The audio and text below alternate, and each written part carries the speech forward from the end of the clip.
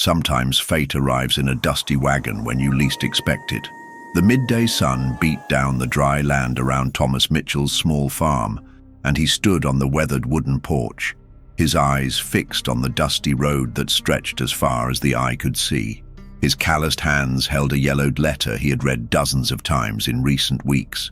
The letter promised the arrival of Sarah Henderson, a 22-year-old from South Carolina, who had agreed to become his wife through a letter agreement. Thomas had built that property with his own hands over 15 years of hard work. Every plank in the house, every fence in the pasture, every furrow in the cornfield bore the mark of his solitary determination. At 38, he had decided that he needed a companion to share that life he had built in the middle of nowhere, miles from the nearest city. The farm was in a region where the mountains met the plains, a place where the wind blew constantly and brought the smell of sage and dry earth.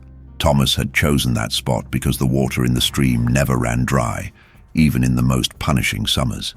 He was a practical man who understood that survival depended on the right decisions made at the right time. He had written to a marriage agency in Denver 3 months earlier, explaining his situation with brutal honesty. He owned a prosperous farm, had savings in the city bank, did not drink too much, and had never been involved in trouble. He wanted a wife who knew how to work hard, who was not afraid of the loneliness of the fields, and who could bear him children to continue what he had started. Sarah Henderson had responded 2 weeks later. His letters were written in delicate handwriting and spoke of a difficult life in the South, dreams of starting over in the West, and the desire to find an honorable man to build a family. They exchanged 6 letters over the course of 2 months, and Thomas became convinced that she would be perfect for the life he had to offer. The house was prepared to receive her. Thomas had ordered new furniture from Denver, including an oak chest of drawers for the bedroom and a cast-iron stove for the kitchen. He had even bought colorful fabric so she could make curtains and give the house a feminine touch that he never knew how to give. The distant sound of wheels on stones made Thomas look up from the letter. A cloud of dust loomed across the road, and he felt his heart racing. Finally, after weeks of waiting and preparation, his bride had arrived. He smoothed the clean shirt he had put on in the morning and walked down the porch steps to greet Sarah Henderson. But when the wagon stopped in front of the property, Thomas felt the world tilt slightly. The coachman who came down first was an elderly man with a grey beard, who looked around with a tired expression. And from the cart came not a young, unmarried woman, but a woman of about 30 years of age, her face marked by fatigue, and her arms occupied with a baby wrapped in blankets. "Sorry, sir," said the woman, approaching with hesitant steps. "My name is Clara Walsh. I was in the stagecoach that was coming to the city when one of the axles broke a few kilometers from here. The coachman said you could help us." Thomas remained motionless for a moment, processing the situation. Behind the woman, 2 other babies were crying in the wagon, and he realized that it was not a coincidence, but a struggling family in need of help. "Sure, ma'am," Thomas replied, recovering from his initial surprise. "You and the children are welcome here." Clara Walsh had green eyes that seemed to carry more responsibility than anyone should bear. Her brown hair was tied up in a practical way, and her clothes, although clean, showed signs of much use and constant care. Thomas noticed how she held the baby with the naturalness of someone who had done it thousands of times. "I don't want to bother," Clara said, looking at the house with a mixture of relief and concern. "We just need a place to spend the night until we can head to the city tomorrow. I can pay for the accommodation." Thomas nodded and headed to the wagon to help with the children. The other 2 babies appeared to be between 6 months and 2 years old, and all seemed tired from the trip. The coachman explained that he would try to repair the broken axle during the afternoon, but that they would probably need parts that they would only find in the city. As he helped Clara carry the children into the house, Thomas couldn't help but notice how she moved with quiet efficiency, as if she was used to taking care of everything herself. There was something in his posture that spoke of strength gained through necessity, not choice. The afternoon passed quickly as Clara cared for the babies, and Thomas prepared a comfortable place for them to sleep. He improvised cribs with baskets and blankets, and Clara showed a sincere gratitude that touched him in an unexpected way. She didn't ask about his personal life or why he lived alone on that isolated farm. respecting his privacy the way he respected hers.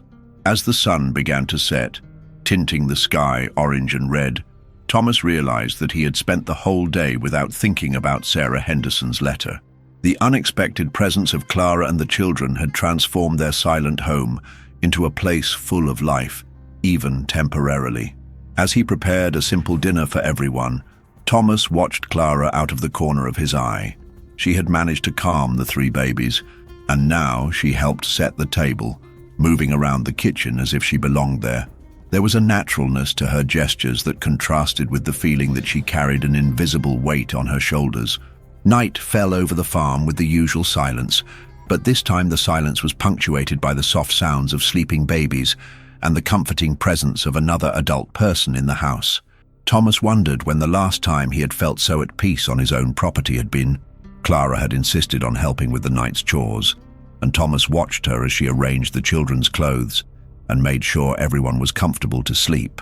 Her movements were precise and careful, revealing an experience that came from months or years of caring for 3 babies alone. When they finally sat down on the porch to have coffee after dinner, Clara finally spoke about their situation. She was a widow, had lost her husband in a mining accident 6 months earlier, and was traveling to meet her sister who lived in the city. Her savings were few, but she hoped to get work and rebuild her life for herself and the children. Thomas listened without interrupting, understanding that she needed to talk as much as he needed to listen. There was something about Clara's story that resonated with her own experience of loneliness, even though her loneliness was fraught with responsibilities that hers had never known. As the stars appeared in the clear western sky, Thomas realized that the day had changed something in his perspective. The unexpected arrival of Clara and the children had shown him a different kind of family life, one that he had never considered, but that seemed strangely suited to the reality of his isolated farm. Sarah Henderson's letter remained folded in his pocket, but for the first time in weeks, Thomas was in no hurry to read it again. Dawn came with the sound of one of the babies crying, and Thomas awoke with a strange feeling that his home had come alive during the night. He quickly got dressed and went downstairs to find Clara already awake, walking gently around the room with the smallest of the babies in her arms, trying to calm him down without waking the other 2 who slept in the improvised baskets. "Good morning," she whispered when she saw him appear on the stairs. "Sorry if little James woke you up. He always gets hungry very early." Thomas nodded and headed to the kitchen to make coffee. There was something deeply comforting about the shared morning routine, even if temporary. As the water warmed on the stove, he watched Clara through the kitchen window, sitting in the rocking chair he had made years ago but rarely used, feeding the baby with a tranquility that felt as natural as breathing. The coachman appeared shortly after sunrise, with news that Thomas had half expected. The axle of the wagon was more damaged than he had initially thought, and it would be necessary to order a new part from the city, which would take at least 3 days. Clara received the news with the same serenity with which she seemed to face all the obstacles of life.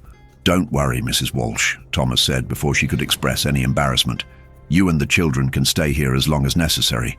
This house is too big for one man anyway." Clara looked at him with a gratitude that went beyond words, but Thomas also noticed a hesitation in his eyes. She was a proud woman, used to solving her own problems, and accepting help was not easy for her. Over breakfast, while Clara managed to get the 3 babies to eat without much fuss, Thomas realized how his solitary routine had been completely transformed. The table that for years had served only him now accommodated an entire family, and the usual silence of his home had been replaced by the comforting sounds of small children. Clara insisted on helping with the household chores, and Thomas found that she possessed practical skills that perfectly complemented the needs of the farm. She knew how to sew, cook dishes he had never tried, and had a knack for arranging things so that everything worked more efficiently. During the morning, while working in the fields near the house, Thomas was able to observe Clara taking care of the children in the yard. She had improvised a safe playpen using some boards and ropes, and the babies played in the shade of a tree while she washed their clothes in a basin. There was a natural harmony in the scene that touched something deep in his heart. Around noon, when the sun was at its brightest, Claire appeared at the door of the barn where Thomas was repairing some tools. She brought a glass of fresh water and a plate of simple sandwiches, but prepared with a care he hadn't experienced in years. "You don't have to work so hard," she said, noting the sweat on her forehead. "With this heat, it is better to rest in the hottest hours." Thomas smiled, touched by the genuine concern in his voice. "I learned to work under any sun, Mrs. Walsh, but I admit that a rest wouldn't hurt." They sat down in the shade of the barn, and for the first time since she had arrived, they talked about matters beyond immediate needs. Clara talked about her life before the widow, about how she had met her husband at a city fair, and how they had dreamed of having a large family. Thomas talked about how he had come to this land, about the difficult first few years building the farm alone, and about the loneliness that had become his constant companion. "Have you never thought of getting married?" asked Clara with genuine curiosity without malice. Thomas hesitated for a moment, thinking about the letter from Sarah Henderson that he still carried in his pocket. "I thought yes. In fact, I was waiting for someone to come along to change this lonely life." Something in the tone of her voice made Clara look more closely, but she didn't insist on the subject. Instead, he talked about his own uncertain plans, about how he hoped to rebuild life in the city and give his children a better future. The afternoon brought an unexpected discovery. While Clara was organizing her few possessions, one of the babies, a 2-year-old named Peter, began to cry inconsolably. Clara tried everything, but the boy seemed to be in pain, and his temperature was higher than normal. Thomas noticed the growing concern on Clara's face and offered to ride into town in search of a doctor. But Clara shook her head, explaining that she had no money to pay for a doctor and that she was usually able to take care of the children when they got sick. "Let me try something," said Thomas, disappearing for a few minutes. He returned with some herbs he grew in his small garden, knowledge he had acquired from an old healer years earlier. Clara watched him brew a mild tea, and after trying it herself to make sure it was safe, she gave Peter a few spoonfuls. Miraculously, the tea seemed to soothe the boy, and his fever began to subside. Clara looked at Thomas with a mixture of admiration and surprise. "How did you know what to do?" she asked. "When you live alone in the middle of nowhere, you learn to solve most problems." Thomas replied modestly, "These herbs have saved my life a few times." As Peter recovered in Clara's arms, Thomas realized how useful he had felt helping her. For years, their abilities had only served to maintain their own survival, but now they had made a difference in the lives of others, especially children who were completely dependent on the care of adults. The night arrived with Peter much better, playing again with the brothers as if nothing had happened. Clara prepared a special dinner as a way of thanking Thomas for his help, using some ingredients she had brought in her limited luggage. Over dinner, Thomas realized how the presence of Clara and the children had transformed not only his routine, but also his perspective on what it meant to have a family. He had always imagined that a wife would be someone to share the work and bear him children, but he had never considered the emotional depth that came with caring for people who depended on him. After the children were put to sleep, Thomas and Clara sat down again on the porch. The sky was clear, filled with stars that seemed brighter than usual. Clara talked about her fears about the future, about how she sometimes felt lost trying to raise 3 children alone. "You have been very kind to us," she said softly. "I can't thank you enough for the hospitality and help with Peter today." Thomas looked at her in the dark, seeing only the outline of her profile against the stars. "You don't need to thank you, Mrs. Walsh. It's been a long time since this house saw so much life." They were silent for a while, listening to the nocturnal sounds of the field and the soft breathing of the children sleeping inside the house. Thomas realized that for the second night in a row, he hadn't thought of Sarah Henderson's letter, and it left him slightly disturbed. Clara got up first, claiming that she needed to rest to take care of the children the next day. But before entering the house, she turned to Thomas. "Mr. Mitchell," she said hesitantly, "may I ask why you live alone on such a beautiful farm? It feels like a place made for a family." Thomas was quiet for a moment, considering his answer. "Maybe because I never knew exactly what kind of family this place was waiting for," he said finally. Clara nodded, as if she understood perfectly what he meant, and entered the house, leaving Thomas alone with his thoughts, and with the growing realization that the next few days would change his life in ways he had not yet fully understood. The third day brought with it a routine that settled naturally between Thomas and Clara, as if they had both found a rhythm that perfectly suited the needs of the farm and the children. Thomas woke up to the familiar sound of babies moving in their makeshift beds, and for the first time in years, he felt that his home was truly alive. Clara had already gotten up and made coffee when he came down the stairs. She moved around the kitchen with the familiarity of someone who had found her place in that space, organizing the needs of the children while taking care of morning chores. Thomas observed how she had managed to transform her functional kitchen into a cozy environment, with small arrangements that made all the difference. Over breakfast, Thomas noticed how Peter, the boy who had fallen ill the day before, clung to his legs whenever he passed near the table. The little one seemed to have developed a special bond with him after the episode of the medicinal herbs, and Thomas was surprised at the tenderness he felt when he saw this childlike confidence. The coachman arrived in the morning with discouraging news. The part needed to repair the wagon would take a few more days to arrive from the big city, and he suggested that Clara consider other transportation options if she was in a hurry. Thomas watched Clara's face as she processed the information, seeing the worry mix with something that seemed to be secret relief. After the coachman left, Thomas decided to show Clara the farm's facilities. She carried James, the youngest baby, while Peter and Mary, the middle girl, walked alongside them, exploring everything with the natural curiosity of children. Thomas explained how each part of his property worked, from the irrigation system he had built to the pens where he kept his cattle. Clara demonstrated a genuine interest in all aspects of the farm, asking intelligent questions that revealed a practical understanding of rural life. Thomas discovered that she had grown up on a smaller farm before getting married, and that she possessed valuable knowledge of farming and animal husbandry that complemented her own. During the tour, they arrived at the small family cemetery that Thomas had created on a nearby hill, where his parents and a younger brother he had lost as a child rested. Clara remained respectfully silent as he briefly explained about his family, instinctively understanding that this place represented the loneliness he had carried for so many years.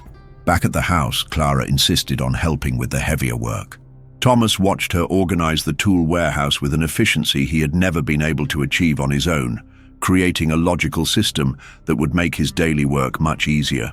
There was something deeply satisfying about working side by side with someone who understood the importance of each task. During the afternoon, while the children dozed in the shade of the porch, Thomas and Clara worked together in the vegetable garden. She suggested some improvements in the arrangement of plants that could increase productivity, knowledge she had learned from her mother years earlier. Thomas realized how he had become accustomed to doing everything himself, losing the perspective that some tasks became much more efficient when shared. The presence of the children had completely transformed the environment of the farm. Peter had discovered the chickens and spent hours watching them in fascination, while Mary was content to play with small colored stones that Thomas had collected for her near the stream. James, the baby, seemed to soothe himself with the sounds of the farm, sleeping more soundly than Clara had seen in weeks. In the late afternoon, Thomas went to the farthest fields to check on the cattle, and Clara offered to accompany him with the children.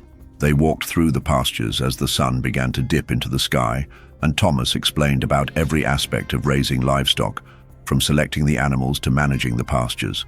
Clara listened attentively, occasionally making observations that showed her own experience with animals.